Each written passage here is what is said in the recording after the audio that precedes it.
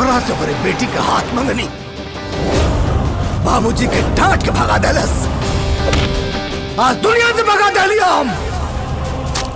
हमर माई बाबूजी के केहू कत्ल कर देलस। तुहार सब जिम्मेदारी अब हमार रहल। हमरा से शादी करबू? जवाने बानी तू जवान बोला ऐसे कहिया ले हटबू।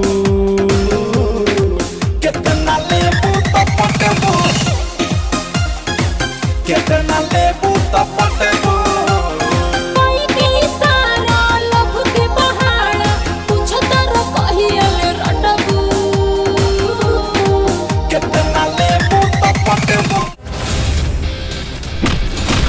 कितना जनी अलन और गैलन तोहरा जैसन लोग।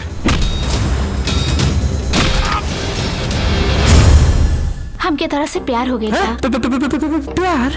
बधाई हो, हमनी के बेटा के प्यार हो गइल बा।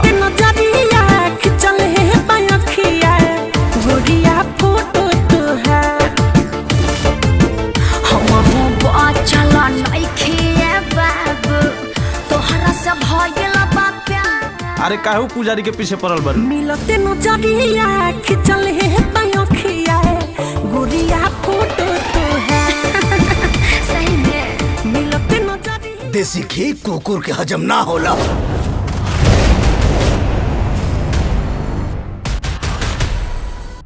अरे ललन का कइला है तू? अरे सर हम तो खाली चुम्मा लेनी हाँ पलंग पर।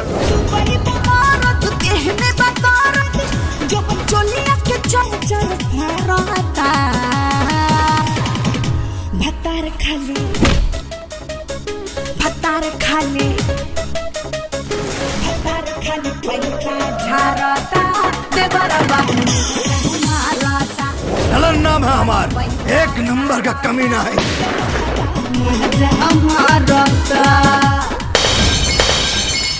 कमीना खानदान के आखिरी चिराग, जितना भकभकाए के बा भकभकाला। एक दिन ऐसन जगह फूकब ना कि फुका जाइबा।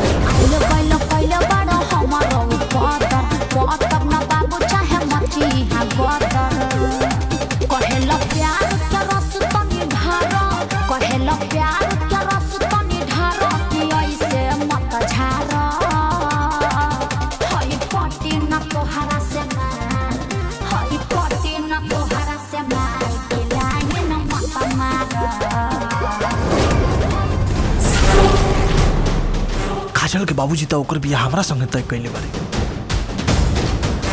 लेकिन ये कैसे हो सकता? काजल के बाबूजी तो हमरा संगे बियाह तय कइले बड़े।